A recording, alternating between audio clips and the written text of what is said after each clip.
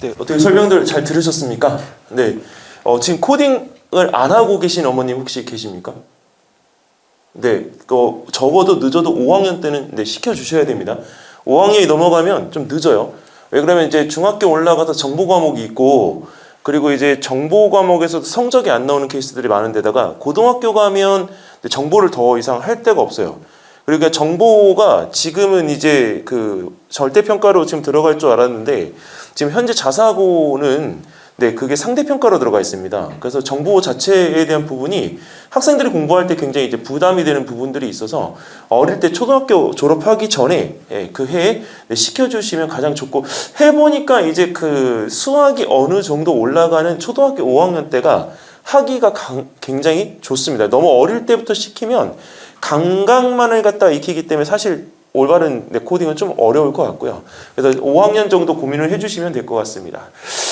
제가 이제 지금 말씀드릴 거는 이제 그동안 이제 해왔던 것들에 대한 어떤 종합적인 체계를 전체적으로 정리를 해서 말씀을 드리는 거고, 이거를 이제 프로그래머 시키는 부분들은 가르치고 있는 제자들이 이제 다들 이제 보니까 보통 중학교 올라가서 영재고 준비한다고 하면 다들 이제 얼굴들을 서로 못 보게 되는 케이스들이 많아요. 왜 그러냐면 이제 아무래도 학원들이 달라지고, 근데 거기서 이제 나중에 고등학교 가면 초등학교 때 가르쳤던 선생님이니까 저 선생님은 이제 더 이상 볼 일이 없어, 이렇게 돼버려요. 근데 중요한 거는 고등학교 가서 본인들이 정말 잘할 수 있느냐, 결코 그렇지 않습니다. 왜냐면 지금 고등학생들의 대부분들은 숙제를 어머님들이 다 해주고 계신 것 알고 계시나요? 네, 어머님들 숙제라고요. 네, 애들 그 수행평가로 나오는 것들이 네, 어머님들 숙제라고요. 한 주에 보통 많이 나올 때는 애들이 네, 10가지 이상 나오는데 그것들을 네, 할 수 있을까요? 못해요. 왜? 학원 가야죠. 네, 그러니까 어머님들이 나중에 네, 거의 네, 이렇게 되죠. 이번에 그 결과를 놓고 봤을 때 제가 올해는 이제 이 결과를 제가 드리는 이유는 제가 초등학교 4학년 때 가르쳤던 아이들이기 때문에 그렇습니다. 그리고 아이들 자체가 중간에서 저의 손을 떠나서 이제 어떤 케이스로 한 번이라도 이렇게 1년에 한두 번 만난 일이 없다면 여기 결과를 집어넣을 수가 없어요. 근데 이 친구들 중에는 어머님들이 이제 잘 들으셔서 아시겠지만 강남권에 지금 전교 1등, 2등, 3등들이 결과가 안 좋죠. 시원찮아요. 그래서 어머님들이 진짜 머리에 싸매고서 지금 누워 있거든요. 밖에 못 나오세요. 속 터져서 어떻게 나와요, 어머님? 왜냐면 그동안 전교 1등을 내내 놓치지 않고 해왔던 애들이 입시에서 결과에 당락해서 떨어졌단 말이에요. 그럼 떨어진 이 부분의 사례들을 어떻게 판단을 해야 되는지 어머님들은 혼란스럽잖아요. 제 전교 1등인데 왜 떨어졌을까? 동네에서 다 알아요. 근데 왜 떨어졌을까? 그게 중요한 거죠. 근데 그 떨어졌다라고 하는 부분보다는 저는 전략이 잘못됐다, 이렇게 말씀을 드리고 싶어요. 전략. 왜 전략이 잘못됐냐면 일단은 학교에 대한 부분을 너무 과신한 것. 그리고 또 하나는 그 학교에서 내가 내신 성적에 대한 부분에 대해서 너무 과신한 것. 이번에 그 서울 영재고등학교 졸업하는 아이들 1등부터 6등까지인가는 이 학점제로 걔네들은 성적이 매겨지거든요. 근데 소수점 6개짜리에서 갈라져요. 예, 등수가. 예, 근데 그런 애들에 대한 부분들을 뭘로 비교를 해요? 이번에 서울대 의예과는 어머님들이 다 궁금해하세요. 뭘로 붙었는가? 제가 여기 이 친구들도 마찬가지지만 고3 되어 올라오면서 절대적으로 부탁을 한 건 학교에서 열리는 수학경시 대회를 절대 놓치지 말 것. 네, 그리고 수학을 못하면 서울대 의예과는 가기가 힘들다. 이게 딱 하나의 원칙입니다. 그래서 수학 성적에 대한 부분에서 본인이 너무 과신하지 않고 미끄러지지 않게끔 관리를 하고, 또 올해가 하나가 추가가 된 건 보통 저희가 의예과를 간다라고 하면 화학하고 생물을 준비를 하잖아요. 근데 물리가 결정했다는 것. 네, 그래서 어머님들께서 전체적으로 놓고 보실 때 주변에 너무 이런 상업스러운 얘기들에 대해서 집중하실 필요가 없어요. 왜 그러냐면 그 학교가 변해가고 있는 걸 느껴야죠. 25년도부터는 서울대학교가 3학기제로 바뀌게 되면 중점적으로 보고 뽑는 게 뭘 보고 뽑느냐? 탐구를 보고 뽑겠다고 발표를 했잖아요. 근데 어머니 문과, 네, 그 다음에 이과 상관없이 탐구를 보고 뽑겠다고 했는데 그럼 문과는 발 디딜 틈이 있나요? 탐구 해봤나? 안 해봤잖아요. 그러면 이과 애들의 침공이 맞다는 얘기가 되죠. 이과 중에서도 탐구를 해본 애들은 어디죠? 영재고나 과고 애들이잖아요. 그럼 일반고 애들은 갈 수 있나요? 못 가잖아요. 왜? 탐구를 할 수 있는 시간적인 여유가 안 나와요. 학원 때문에. 그래서 어머님들이 이런 부분에 있어서 아이의 지도를 하실 때는요, 시간적인 여유에 대한 부분에 대해서 고려를 반드시 하셔야 됩니다. 이번에 그 문과 수석하고 이과 그 만점자들 2명에 대한 부분에 공통적인 사례가 있습니다. 고등학교에 들어가서 학원의 개수가 전체적으로 줄었습니다.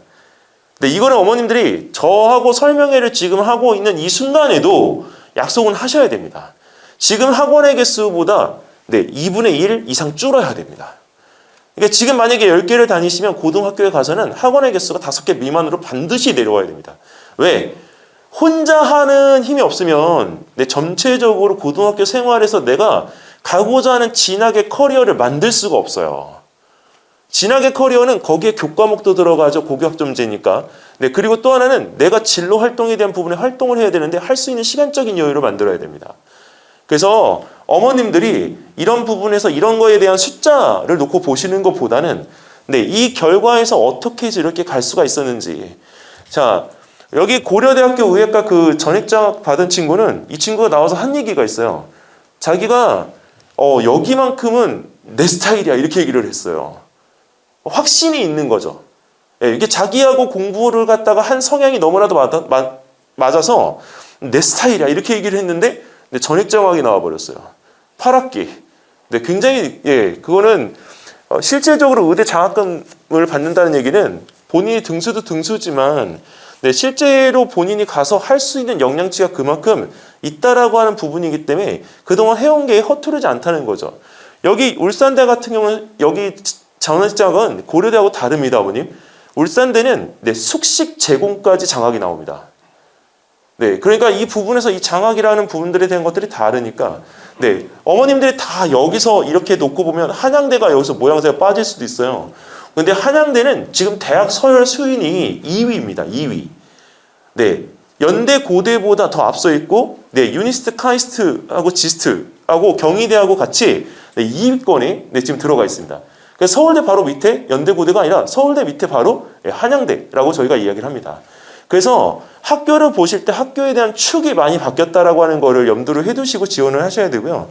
지금의 경향 모든 고등학생들은 재수를 해서라도 나는 의예과를 가겠다라고 하는 원칙입니다. 지금 아주 의대에 지금 이 어떤 약간 판타지가 극에 달아 있는 상태이기 때문에 저는 이제 걱정이 됩니다. 왜냐면 의예과 가서도 본인이 안 맞아서 나오는 경우들이 있는데 그 부분에 대한 것들이 너무 노심초사해서 의예과만 바라보고 간다? 근데 아시겠지만 의예과를 간다고 하더라도 치대를 간다고 하더라도 본인이 나중에 개업을 할 때는 마케팅 능력도 있어야 된다는 거 알고 계시죠? 그게 없으면 죽었다 깨어나도 안 돼요.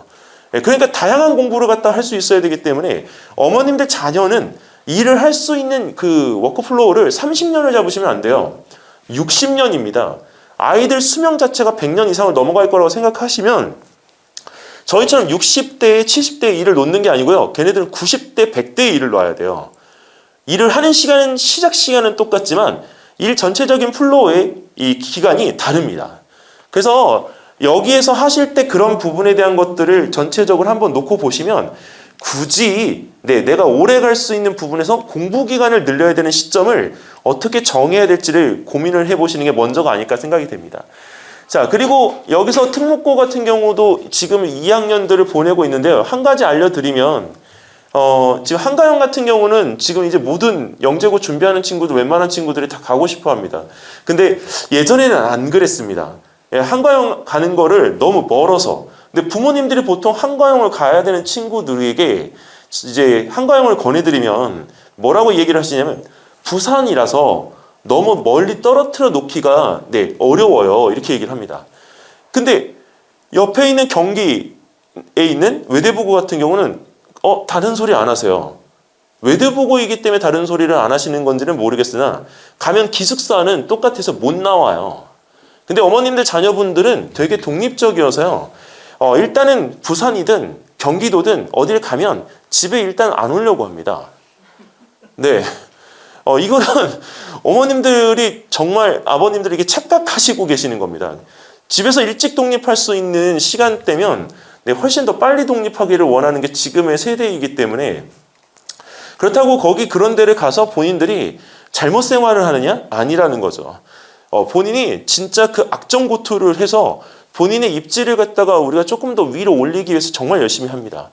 그래서 지금 2학년 때 보낸 친구들은 1년을 세이브했고 조기 졸업한 친구들은 2년을 세이브할 수 있기 때문에 그 친구들은 그 시간을 교환학생으로 갔다 올 거를 권장을 합니다. 그러면 카이스트 같은 데 가거나 아니면 또 다른 데 갔을 때 교환학생으로 가는 경우 동시 졸업장이 나오는 자매 결연 학교들이 있습니다.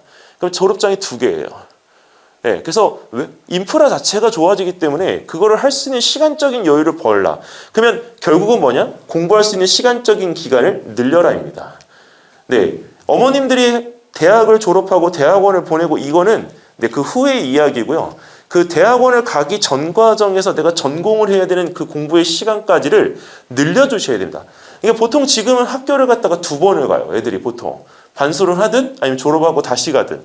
근데 그게 이제 현재의 트렌드가 되면 부모님들께서 조금은 한 번쯤 네, 고민을 해보셔야 되지 않을까. 자, 그리고 여기 영재교육원, 네, 실적 똑같죠. 근데 영재교육원까지 이렇게 나오는 거 보면 여기 있는 애들이 내년 후년에는 여기에 들어갈 거고요. 3년 후에는 이 결과를 갖다 만들어줄 겁니다. 저는 제가 여태까지 지금 해오면서 이 플로어를 갖다가 거의 어긴 적이 없어요. 그리고 이제 그 플로어를 어기지 않고 그 플로어에 대한 부분을 따라서 올라갔던 애들은 네, 좋은 결과들이 나와서 정말 대학을 잘 갔습니다. 자, 근데 대학을 가고 나서 졸업을 하고 보니까 두 갈래로 딱 갈라지더라고요. 졸업을 한 뒤에 놀고 있는 애와 졸업을 한 뒤에 자기 일을 하고 있는 아이. 근데 그 자기 일을 하고 있는 아이도 지금 30살이 넘었는데도 불구하고 계속 고민을 해요. 왜 고민을 하느냐? 자기의 직업이 불안해요. 네. 서울대 재료공학과 박사까지 하고서 네, 지금 삼성에 들어가 있는데 네, 얼마 전에 결혼했거든요. 근데 이 친구가 찾아왔다니까요. 자기 로스쿨 가겠다고. 네, 진짜 때리고 싶었어요, 어머니. 네, 왜냐면 13살에 만나서 이제 32살이 된 애를 때려야 되겠다고 하는 이유는 왜 그러냐면 철없는 소리를 했다 이거죠. 이유는 공부를 하겠다가 아니라 직업상의 변화를 꾀하기 위해서 노스쿨을 가겠다고 하더라고요. 네, 근데 차라리 그 시간 동안에 삼성이라는 곳을 경험해 볼 것을 권장했습니다. 그리고도 만약에 본인이 노스쿨을 가겠다라고 해야 된다고 하면 본인이 한 전공에 관계되어서 이공학 쪽에 관련되어진 변론을 할 수 있는 변호사를 꿈꾼다면 그때는 가라. 예. 왜냐면 공부를 할 수 있는 시간적인 여유가 생기는 거잖아요. 예. 그래서 그 부분에 대한 것들에 대해서 고민을 했는데 이 친구가 저번에 크리스마스였으니까 23일 날 왔었어요. 근데 23일 날 왔는데 뭐라고 얘기를 했냐면 선생님 그때 붙잡아 주셔서 감사합니다. 예. 지금은 노스쿨을 가겠다는 얘기를 안 합니다. 예. 그래서 아이들이 성장을 하더라도 그 부분에서 멘탈이나 있는 것들에 대해서 어른 입장에서 계속적인 부분에 대한 것들에 어떤 이런 액션을 취해줄 수 있는 것들은 있어야 돼요. 그리고 선생님들이라고 하는 이 부분들이 지금 예전에는 짧게 가지만 실질적으로 길게 갈 수 있는 부분들이 많기 때문에 어머님들께서 아이하고 연을 맺었던 모든 선생님들은 다 주소와 전화번호를 가지고 계시는 게 좋습니다. 저는 제가 이번에 저희 올림피아드 학원에 오면 제 화분 굉장히 긴 게 있어요. 근데 그 친구 이제 아버님께서 화원에서 제일 좋은 화분, 제일 큰 화분, 거기다가 숲까지 다 심어서 더 크게 보내주셨는데 그 친구는 지금도 제가 스팸을 안 먹는다고 얘기를 해요. 초등학교 4학년 때 만나서 스팸을 먹지 말라고 얘기를 했더니 그 이유를 말해줬는데 그 지금까지도 9년 동안 스팸을 안 먹어요, 어머니. 네, 근데 그 친구는 9년을 진짜 거의 숙식만 안 했지 이렇게 해서 온 제자입니다. 그리고 어머님이 전적으로 믿어주셨기 때문에 입학이 가능하지 않았나. 서울대 의예과 입학자 2명 중에 1명입니다. 그 한 명도 그 학생하고 같이 공부했던 친구입니다. 중동고등학교 전체 4등. 이번에 중동고등학교는 1, 2, 3등이 못 가고 4등이 갔습니다. 자, 근데 저희는 이런 결과들에 대해서 제가 대치동 23년도가 되면 만 10년이거든요. 근데 단 한 번도 떠들지 않았어요. 왜 떠들지 않았냐면 떠들 이유가 없어요. 수다를 갖다가 즐겨 하시는 디스쿨이나 아니면 상위 1% 카펀드 같은 데서 얼마든지 내용이 많아요. 근데 이거를 했다라고 자랑스러워 할 필요가 없어요. 왜? 이 부분에 대한 거는 우리가 내놓은 결과가 아니고요. 애들이 성장한 결과입니다. 근데 애들의 성장은 아직 멈추지 않았어요. 졸업을 한다고 입학을 한다고 해서 되는 게 아니기 때문에. 그래서 어머님들도 아시잖아요. 학교를 갔다가 다니는 게 중요한 게 아니라 학교를 졸업한 후가 더 걱정이 된다는 거. 그래서 성장세가 지금은 멈추지 않았기 때문에 그 성장을 한 학생에 대한 부분의 결과를 상업적으로 굳이 홍보할 이유는 없습니다. 자, 근데 왜 컨설팅이 필요하느냐? 자, 이 컨설팅에 대한 부분은 말이 컨설팅이지 정말 이 컨설팅이 진짜 맞는지 확인해 봐야 됩니다. 저는 제가 얼마 전에 대치동 저쪽에 그 한티역 앞에 롯데백화점이죠. 롯데백화점 그 라인으로 컨설팅 학원이 하나가 생겼어요. 저 깜짝 놀랐어요. 왜 컨설팅 학원이 생겼느냐? 예전에 기존의 컨설팅 학원들은 고3, 고등학생들 대상으로 컨설팅을 하는 학원이었는데 그 앞에 전면에 초등학교, 중학교, 고등학교를 노드맵을 잡고 교과를 상담하고 비교과를 해주는 제가 지금 얘기한 그 컨설팅 학원이 생겼어요. 이 측에.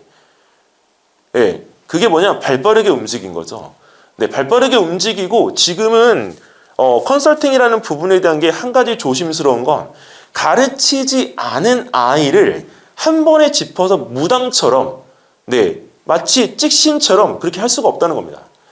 오랜 기간을 보고 그 친구를 갖다가 그동안 해왔던 저기가 아니면 이제 앞으로는 컨설팅 자체가 힘듭니다.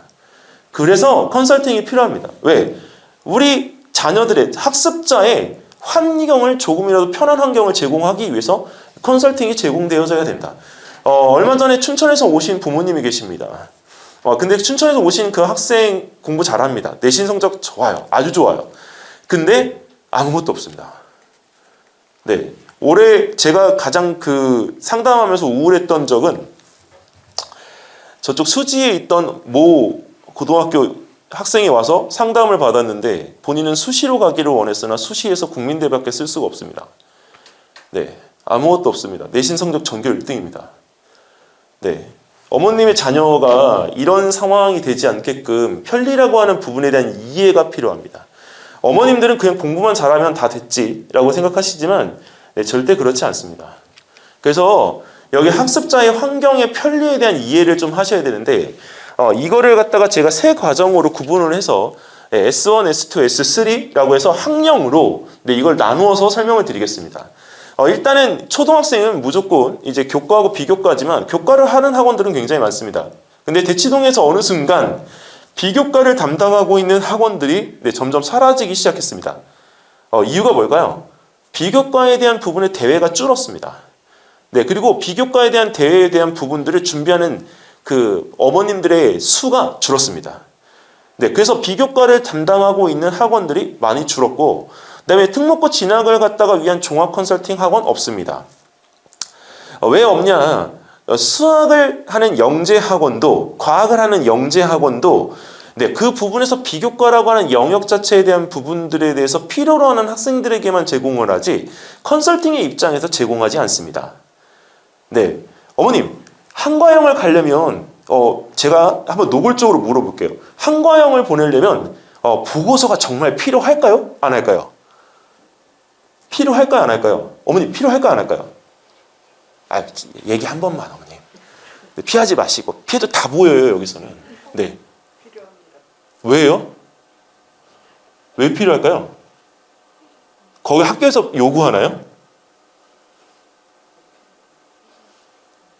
어머니 왜 필요해요? 세 분이 같이 오셨으니까 순차적으로 어머니까지 갈 거예요. 어머님 이쁘게 또 이렇게 또 손을 짚으시고 아유, 어머님 왜 필요할까요? 자 그러면 몇 개가 필요할까요? 컨설팅 가면 이렇게 물어봅니다. 몇 개 있으세요? 이렇게 물어봅니다.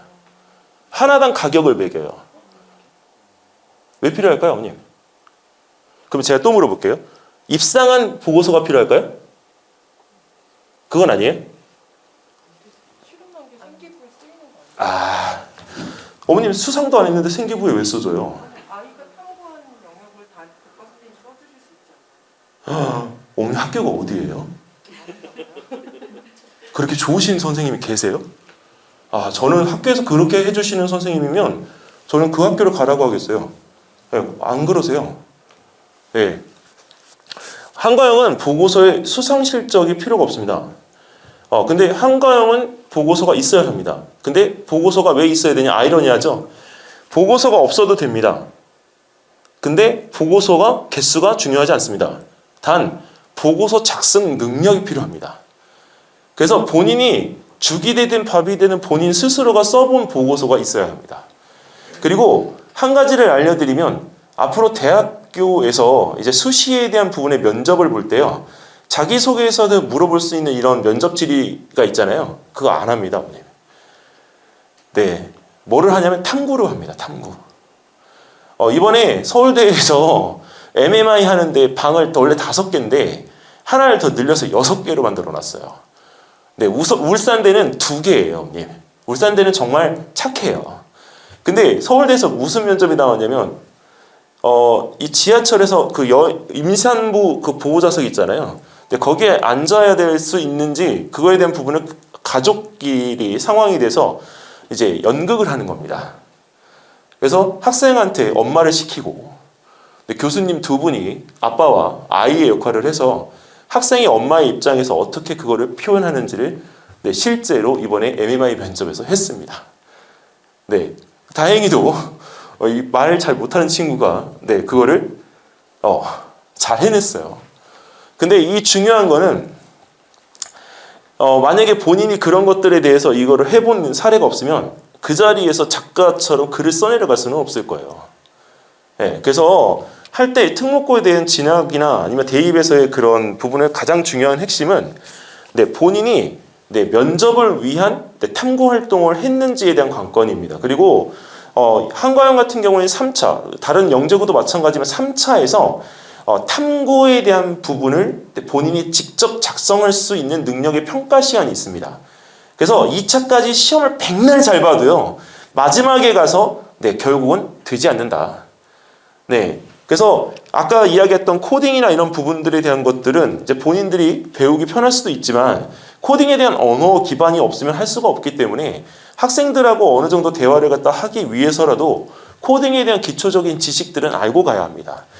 자, 여기 일단은 지금 여기 대부분 오신 어머님들이 이제 초등학생들 부모님들이시기 때문에 제가 한번 말씀을 드리면 일단은 이 특목고 진학 초등학교 컨설팅 프로그램이라고 이름을 붙였지만 여기서 이거는 중학교 특목고에 대한 진학 1차 프로그램이라고 보시면 됩니다. 근데 여기서 이 어머님들이 가장 간과하는 게 있습니다. 뭐냐면 A등급만 나오면 되기 때문에 이 수학 90점하고 수학 100점이 차이가 없다 이렇게 얘기를 하는 거에 너무 안심을 하세요.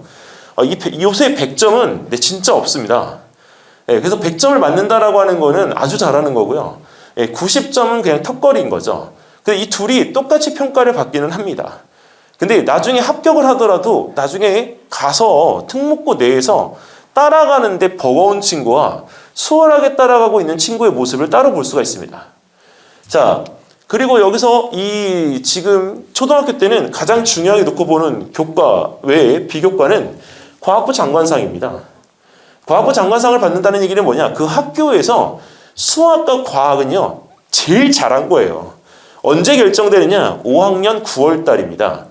그래서 3학년, 4학년, 5학년에 본인이 대회에서의 수상 실적들이 쌓이고 전국대회 나갈 수 있는 부분에서 서울시 본선까지, 그다음에 전국대회 전람회까지 나가게끔 되면 30점이 붙기 때문에 일반 점수에서 받는 점수보다 3배 정도의 점수를 받습니다. 보통 대도 같은 경우는 100점 만점으로 장관상 선발을 갔다 하는데 작년 같은 경우는 제일 높았던 애가 106, 107 갈렸죠. 1점 차로. 네, 그래서 그 부분에서 어쨌든 간에 두 제자가 어쨌든 그 치열한 다툼 끝에 한 제자가 받기는 했지만 그걸 받는다라고 하는 이야기는 어쨌든 간에 본인이 잘 한다는 얘기죠. 그리고 이런 경우에 과학부 장관상 하나를 갖다가 받으면 다른 거 필요 없이 자기소개서에 녹여낼 수가 있습니다. 다른 저희가 상을 갖다가 한 학기에 하나밖에 못 적지만 이 과학부 장관상이라고 하는 거 하나의 명칭으로 모든 게 다 통일될 수가 있습니다. 특목고까지는 자기소개서가 살아 있습니다. 대입에서만 자기소개서가 없어지는 거지. 그러니까 특목고에서 자기소개서를 작성할 수 있는 기반에 대한 부분들을 만들어 보시고요. 지금 초등학교 6학년 부모님들이 계시면 직접 오늘 가셔서요. 한가형 자기소개서를 꺼내놓고 적어보세요. 제가 정말 잘 해놓으신 부모님들은 그걸 채우는 게 별로 어렵지 않으실 거예요. 근데 아무것도 없는 백바탕에 거기에 쓰라고 하시면 진짜 한 글자도 못 적는 부모님들이 10명 중에 4, 5명은 꼭 나옵니다. 그러면 어떻게 되죠? 현타가 오는 거죠. 현타가 오는 순간 어떻게 되냐? 마음 조급해지죠? 그럼 누가 더 힘들까요? 애가 힘들어져요. 그럼 애가 망가지기 시작합니다. 예, 절대 이 부분은 급하게 하는 게 아니고요. 애 부분의 현 위치를 점검해서 그 부분에 대한 것들을 아이한테 얘기를 해주셔야 됩니다. 자, 그래서 결국에 가서는 이게 무슨 얘기냐? 100점을 이길 수 있는 90점이 돼야 된다는 얘기입니다. 90점을 맞아도 100점을 이길 수 있다니까요. 아까 전교 4등이 결과적으로는 전교 1등을 이긴 것처럼. 자, 여기서 이거는 제가 보내드렸는데 이거 왜 제가 보내드렸냐면 어머님들이 보통 어떤 경우에 어떤 준비를 하셔야 될지 모르더라고요. 그래서 아까 제가 PDF 파일로 오늘 참석 예약을 해주신 부모님들한테는 다 보내드렸습니다. 근데 다 발명대회, 과학의 날 행사, 그 다음에 자유탐구대회 뭐 다 있지만 제가 미리 말씀을 드리는 건 저 같은 경우는 12월 달부터 전람회를 들어갑니다. 7월 달에 있는 거예요. 왜? 이게 단지 수상의 목적이 아니라요. 아이하고 융통성 있게 오고 가면서 수업을 해야 돼요. 그래서 이 부분에서 단지 그 안에서 그냥 이래도 준비를 갖다 하게 되면 그때밖에 안 하니까 얘가 스쳐가는 일이 돼버려요. 근데 일이 2번이 됩니다. 왜? 자기가 했던 거에 대한 부분을 면접에 가서 이야기를 해야 되는데 그게 잠깐 스쳐가는 일이 돼버리면 공부를 또 해야 돼요. 그래서 그러지 않게끔 시간에 대한 말미를 두시고 정말 현명하신 어머님은 발명대회도 1월 달부터 준비해서 2월 달까지 아이가 할 수 있는 시간적인 여유를 주세요. 방학 동안에 특강을 이렇게 짜서 한 달, 일주일 내내 돌아가도록 안 하고 그 부분에 대한 시간적인 여유를 주시는 부모님이 계십니다. 그 부모님이 진짜 잘하시는 거예요. 자, 그래서 여기 초등학교 교육과정의 성장 단계에서 1단계는 일단 부족한 부분에 대한 부분을 우리가 운영하기 위해서 저희는 정규 종합반을 갖다 구성을 합니다. 그리고 나중에 벽에 대한 어떤 편도에 대한 어떤 부분에서 필요하다면 단과 과정을 배치해서 수업을 진행을 합니다. 자, 그리고 여기는 시간표들은 참고 삼아서 알아주시면 좋겠고요. 지금은 이제 초등학교 3, 4학년 위주에서 출발을 하지만 3월 달에는 1, 2학년하고 5, 6학년으로 정규반을 갖다가 편성해서 갑니다. 저희가 종합반을 유지하려고 하는 이유는 국어 능력 때문에 그렇습니다. 어머니 고등학생들의 만약에 100명일 경우에 언발에 오줌 는다라는 속담이 있잖아요. 그 언발에 오줌 는다라는 속담의 뜻을 제대로 이야기할 수 있는 고등학생이 몇 명이나 될까요? 이거 실사례입니다. 100명입니다, 어머님. 몇 명 될까요? 찍어보세요. 3명? 어떻게, 어머님. 거의 근접했어요. 조금만 어머님 더 깎으세요. 네. 한 명이야? 없어요. 0입니다, 0. 어머님 시험해보시고 싶으면 주변에 고등학생 하나 붙잡고 언발에 오줌 누기가 뭐야 이렇게 물어보세요. 네, 진짜 대답을 하는 학생이 없다는 거를 대치동에서 금방 느끼실 수 있어요. 네. 근데 제가 상담원 친구한테도 이걸 물어봤더니 발을 녹이는 거 아니에요? 이렇게 얘기를 하더라고요. 네. 근데 그런 부분에서 국어 능력은 고등학교 때 시험을 하는 목적인 거 말고요. 아이들이 어휘력을 키울 수 있는 단계인 초등학교 때부터 손 봐야 합니다. 그래서 저희가 종합반으로 운영하는 거는 그런 목적이 있는 거고 이거를 제가 알려드리는 건 이 피드백은 제가 직접 작성을 하려고 합니다. 지금 현재 이제 그 피드백에 대한 부분들을 드리는 이유는 이게 쌓이면 어머님들이 나중에 한 장 한 장 쌓여서 아이의 어떤 기록물이 남는 거기 때문에 전반적으로 어디서 이렇게 막 펼쳐놓고 그때 찾으시는 게 아니라 한 번에 다 관리를 하실 수 있도록 피드백에 대한 자료들을 제공을 해드리려고 합니다.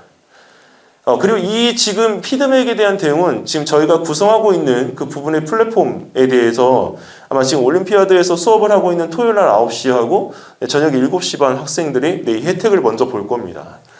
자, 그리고 지금 여기 특목고 진학을 위한 중학생 컨설팅 프로그램에서는 다른 거 말고 사실은 이 지원 자격에 대한 게 너무 명확하게 해졌기 때문에 여기서 이 중학교 1학년 로드맵을 잠깐 한번 설명을 드릴게요, 어머님. 네, 다른 2학년, 3학년들은 시간적으로 더 압축이 되는 거기 때문에 이 부분에서 자세한 것보다는 타이밍적인 게 굉장히 중요합니다. 하지만 1학년은 내신 성적이 이제 자유학기제가 되어지면 한 학기는 내신 성적으로 돌릴 거기 때문에 그 부분에 대한 것들에 대해서 어떻게 볼지.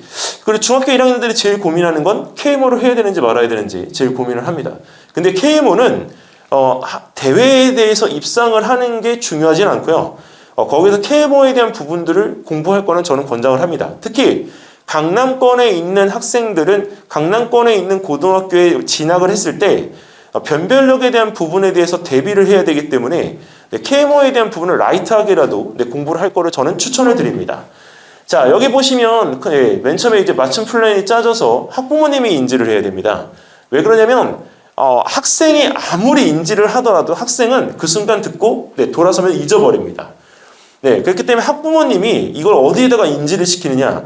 집에 있는 냉장고. 냉장고는 다 열어보잖아요. 냉장고 안 열어보는 가족이 있나요?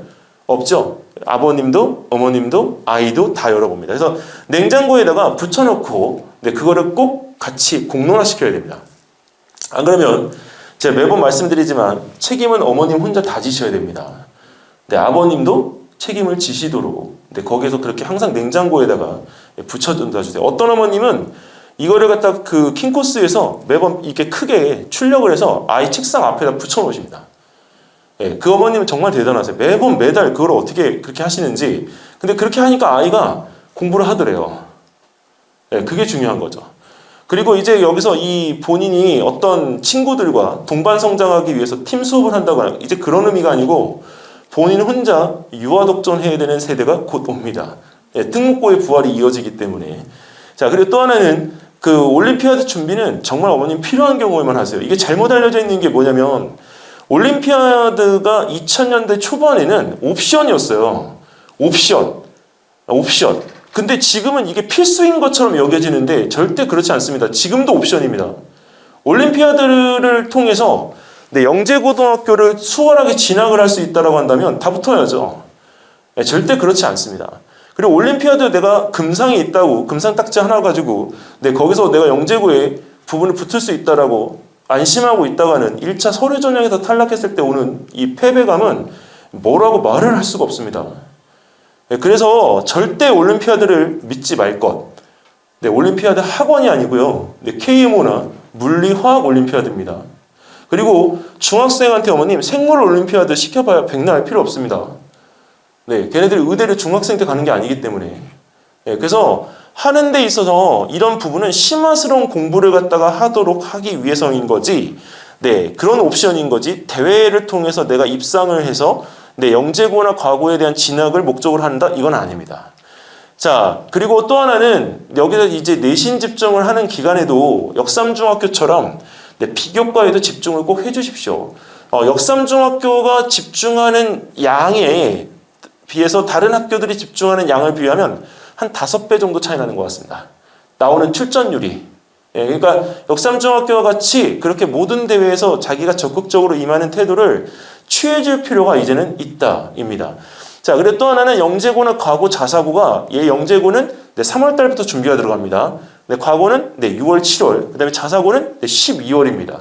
그래서 3학년 때 이런 세 가지의 과정을 다 도전을 할 수 있기 때문에 앞단에 있는 영재고의 공부에 맞춰서 초점을 해주시고 그리고 초점을 맞춰서 공부한 거 가지고 나중에 이 뒤에 있는 도전을 합니다. 근데 내가 만약에 의대를 가야 되겠다. 의대를 가는 데 있어서 고민할 게 없다. 그러면 여기서 서가영 가시대요. 서가영은 꼭 전교 3등 안에 꼭 들으십시오. 왜냐면 서가영 이번에도 3명 보냈습니다. 서울대 의대.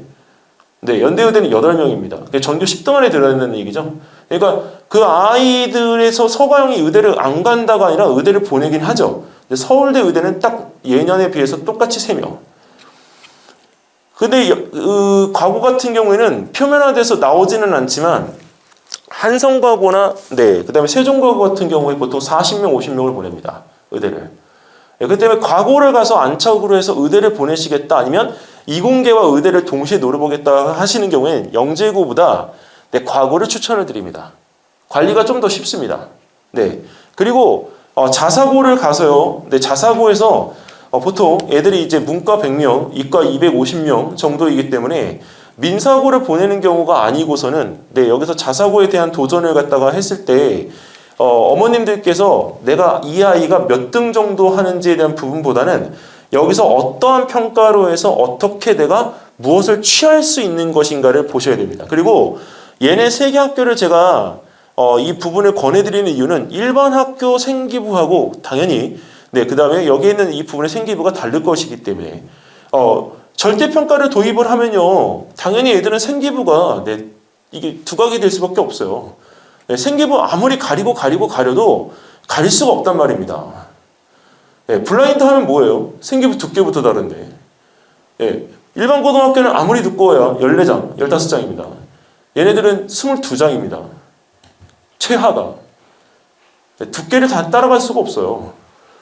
그래서 나중에 어머님들께서 하실 때 정말 내 아이가 중학교 1학년 때 로드맵을 잡을 때는 영재고인가 아니면 다른 특목고인가 그리고 어머님 참 외고를 가더라도 이제는 이제 특목고의 위주로 돌아가기 때문에 유리할 수 있습니다. 그래서 외고에 대한 부분에 대한 것들도 관심을 꼭 가지셔야 됩니다. 단 지역 단위 자사고는 제외합니다.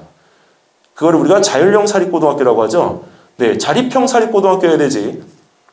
자립형 사립고등학교는 민사나 하나, 그 다음에 상산, 외대보고 같은 전국 단위 자사고를 얘기합니다. 그러니까 그런 지역 단위 자사는 여기서 휘문이나 단대인데 이번에 여실히 깨졌기 때문에 내년에도 깨질 뻔은 아니지만 그래도 한 번쯤은 꼭 고민을 해보시기 바라겠습니다. 자, 그리고 이제 거기에서 이 컨설팅이 들어갈 때는 이런 학교 공부나 이런 것들에 대해서 하는 학원들은 얼마든지 많습니다. 근데 거기서 이제 독서나 봉사활동, 동아리활동, 진로활동은 여기에 초점을 맞춰서 진로활동에 초점을 맞춰서 학교별로 천차만별에 대한 이 부분들을 하나로 압축시킬 필요가 있습니다. 본인이 가고자 하는 부분에 대한 진로가 명확한데 그 부분에 대한 것들을 천차만별로 이렇게 해놓은 상태에서 그냥 펼쳐놓으면 진학에 대한 부분에 희망적인 소식을 들을 수가 없습니다. 한 예로 본인이 영재고를 지망을 하려고 하는데 영재고 지망하는 학생이 그 1학년, 2학년 때의 진로 희망 직업을 의사라고 적어놨습니다. 저는 그 친구가 제가 어머니한테 말씀드렸는데 이 친구 그대로 영재고를 쓰면 떨어집니다 이렇게 말씀드렸어요. 영재고에서는 의사라고 하는 이 부분에 대한 단어 자체가 지금은 혐오 단어이기 때문에 의사라는 단어에 대한 부분을 갖다가 쓰지 말아야 되죠. 오히려 바이오메디컬이나 이런 부분으로 쓰면 모르겠지만 그런 전문 단어 자체가 이제는 어렵기 때문에 실질적으로 의공학이나 이런 것 쓰는 것 자체는 하지 마셔야 됩니다. 오히려 의대에 대한 의예과 진학을 갖다가 의사라고 하는 직업을 썼으면 영재고보다는 자사고가 훨씬 더 맞죠. 그래서 과고나 자사고 지원할 때는 의과를 쓰셔도 상관없습니다. 하지만 영재고는 절대 안 됩니다.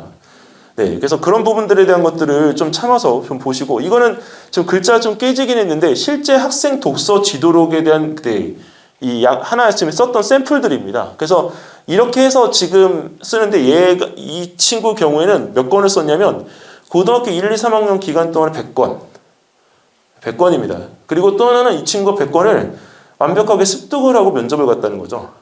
그리고 중학교 때는 어머님 그러면 이 고등학교 때는 100권이잖아요. 중학교 때는 몇 권이면 될까요? 특목고 진학에 필요한 권수. 아버님 몇 권이면 될까요? 150권. 네? 옆에 어머님이 고개를 지금 숙이시고 계시는데 150권을 고집을 하실 건가요? 50권. 조금만 더. 30권. 네, 30권. 오케이. 24권입니다. 학기마다 6권씩 들어가면 되고요.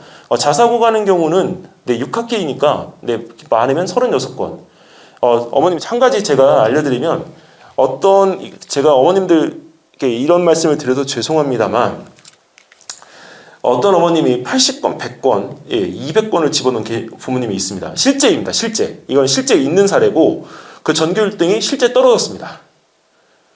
네, 근데 그 220권을 집어넣었던 그 여학생은 전교 1등인데 왜 떨어졌느냐? 내신만 보더라도 갈 수 있어요. 근데 학교에서 220권 읽은 거를 인정을 안 합니다. 예, 중요한 거죠. 왜냐면 이 220권을 얘가 다 읽었다고? 공부는 언제 하고? 네, 이게 자체가 얘기가 안 되는 겁니다. 그래서 적당한 권수에서 내가 필요로 하는 진로 활동에 맞는 책을 갖다가 선정한 24권에서요, 36권이 가장 이상적입니다. 그리고 중학교 2학년 때 영재고로 가는 애들은 그 책 권수를 채울 수가 없습니다.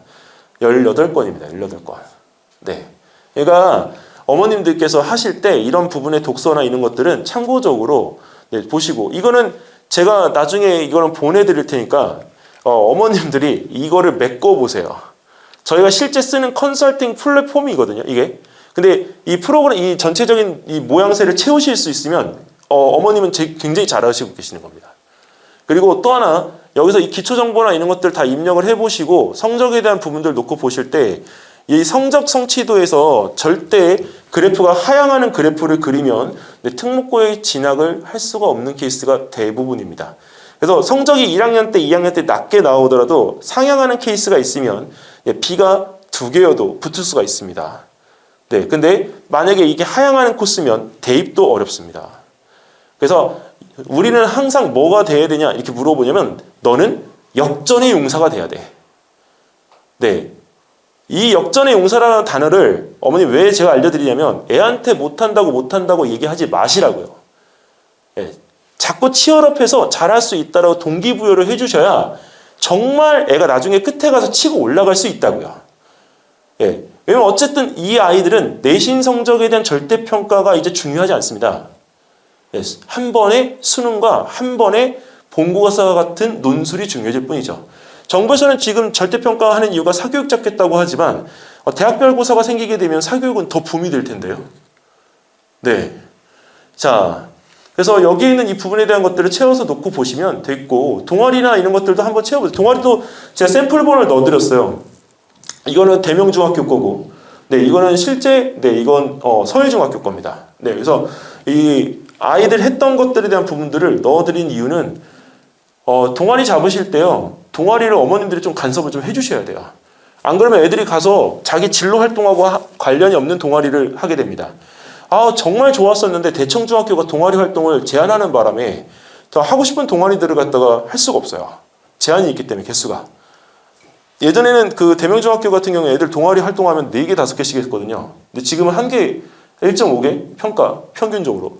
그러니까 많이 할 수가 없어서 요새는 아이들이 이걸 쓸 수 있는 게 좁아져 있습니다. 자, 그리고 여기서 이 지금 진로 활동에 대한 부분들도 적어보시면 아시겠지만 이건 참고적으로 알고 계세요, 어머님. 나중에 이건 중학교, 고등학교 때 굉장히 중요해지는데요.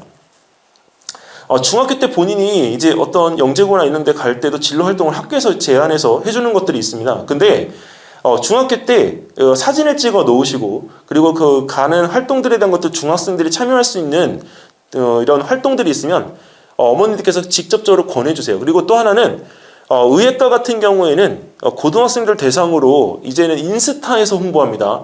학교에서 절대 그 홍보처나 이런 그 홈페이지에서 홍보 안 하고요. 인스타에서 이 의예과를 갖다가 견학할 수 있는 기회들을 줍니다.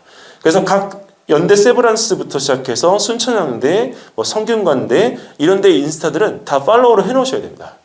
안 그러면 제가 그걸 볼 수가 없어요. 그래서 20명씩 선발하기 때문에 인원이 제한되어 있어서 본인이 의사에 대한 경험치를 갖다가 가지고 있는 진로 활동을 만들기 위해서는 그런 것들도 면밀하게 좀 봐야 됩니다. 근데 공대가 이거 왜 이거를 설명드리냐? 이거는 어머님 나중에 그 기사를 갖다가 한번 찾아보세요.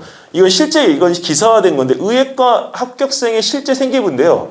여기 뭐라고 되어 있냐면 DNA 구조의 특성을 갖다가 우리가 살린 유전자에 대해서 본인이 공부를 갖다 하게 된 계기에 대해서 이걸 갖다 생기부에 직접 써놓은 겁니다. 생기부에 있는 내용을 기자가 그대로 하나도 지우지 않고 그대로 실어놓은 거예요. 근데 이 의예과 합격생의 실제 생기부가 1학년, 2학년 때 정말 구체적으로 썼어요. 생기부를 어떻게 이렇게 구체적으로 진짜 얄밉게 썼는지는 그 학교 선생님에게 물어보고 싶어요. 이거는 학교 선생님이 쓴 생기부가 아닙니다. 아이가 써서 가지고 간 생기부를 옮겨준 거예요. 네. 그리고 여기서 고려대 기계공학과는 1차 합격생, 즉 1차만 합격하고 나중에 떨어진 케이스인 거죠. 근데 이 친구의 생기부도요. 네, 아주 구체적이고 본인이 거기에 대한 부분들에 대해서 했는데 한 가지가 아쉬운 건 동기부여를 갖다가 받은 게 타인에 대한 또래에 대해서 동기부여를 받은 케이스입니다. 만약에 저라면 이 부분에서 거기에서 직접적인 전문가의 조언을 통해서 동기부여를 얻을 거를 저는 권장을 드립니다. 네, 그래서 이런 것들에 대한 부분들을 하나하나 다 코칭하고 한 가지 알려드릴 건 중학교 2학년이든 중학교 3학년이든 고등학교 1학년이든 생기부는 2월 27일이 마감이 되면 2번 다시 고칠 수가 없습니다. 네, 그렇기 때문에 생기부는 조금 선생님의 유도리가 좀 있으시거나 아니면 어머님들께서 용기를 내셔서 이런 부분에 대해서 이거를 좀 이렇게 살짝 한번 더 넣거나 독서도 더 넣을 수 있으면 넣고 아니면 보고서의 내용도 아까 어머님처럼 더 넣어주실 수 있는지 그걸 여쭤보고 넣는 것이 좋습니다. 이거 안 넣는다고 하면 못 넣는다고 하면 어쩔 수가 없지만 늦지 않은 상태에서는 넣어야죠. 초등학교 학생들은 초등학교 4학년부터가 가능하고요. 왜냐하면 전람회가 있기 때문에 그리고 발명대회나 이런 것들에 대해서는 수상 실적이 있으면 자연스럽게 들어갑니다. 근데 수상 실적이 없으면 적어주지 않습니다. 네, 그러니까 그런 부분들에 대한 것들을 면밀히 좀 해서 담임 선생님하고 관계를 돈독하게 어머님 잘 유지를 하셔야 됩니다. 그러니까 아이들이 학교에서도 적극성을 띠는 경우에는 선생님들이 알아서 적어주세요. 근데 또 이게 얌전히만 있는 애들은 또 그렇지가 또 않거든요. 자, 그래서 여기에서 지금 성장 컨설팅이라고 이게 이름을 갖다 지은 건 단계적인 부분에 대한 프랩들을 갖다 다 밟아서 이 스텝대로 쫓아가지고 가면 그래도 아이들이 대학교 갈 때 대입에서 성공하는 케이스들이 많지 않을까. 더군다나 실질적으로 결과들도 그렇게 나왔고 그래서 이 S에 대해서 물어보시는 부분들이 계시는데 사실은 S는 다른 특별한 의미가 없습니다.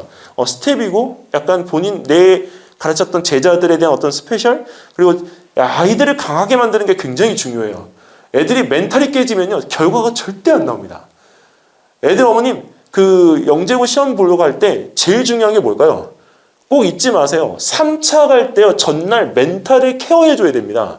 안 그러면 다음날 가서 시험 현장에서요 그 멘탈 케어에 대한 부분이 안 되는 애들은 우왕좌왕해요. 근데 3차에서 멘탈 케어를 어떻게 하냐? 바로 시간표의 순서를 꼭 알려주셔야 됩니다.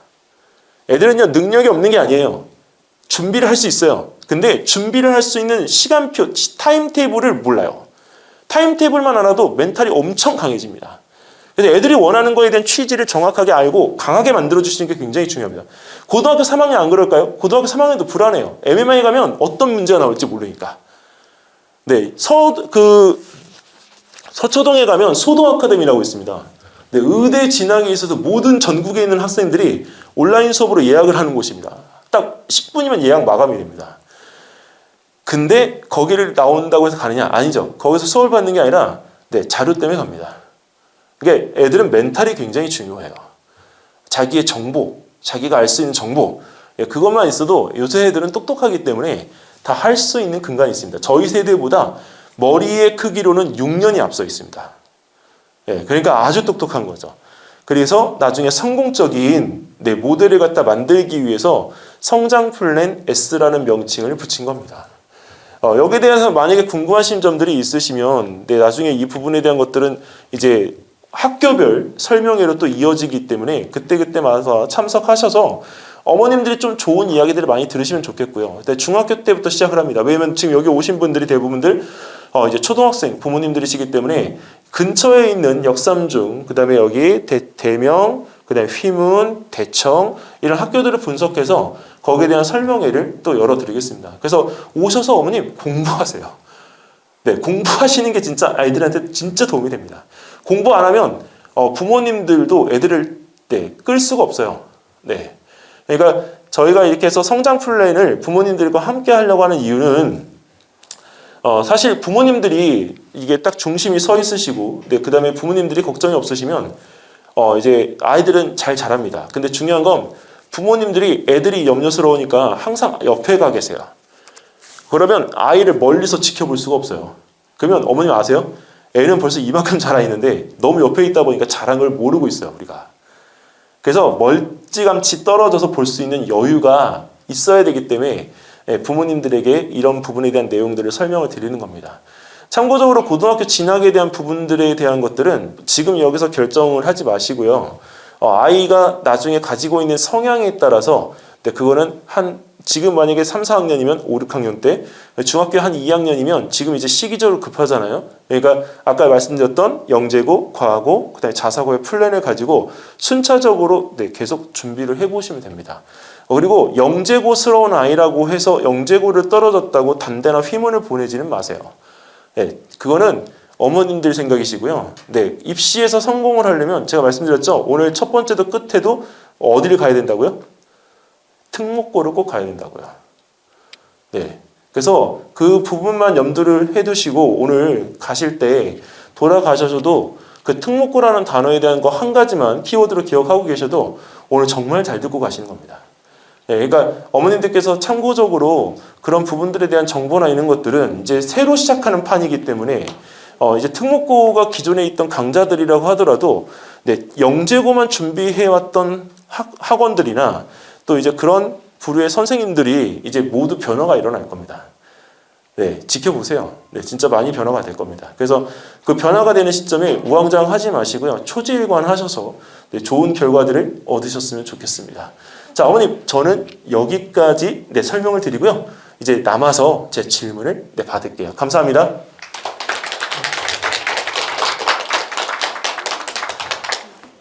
혹시 질문 있는 분들은 그냥 손 들고 질문해 주셔도 됩니다.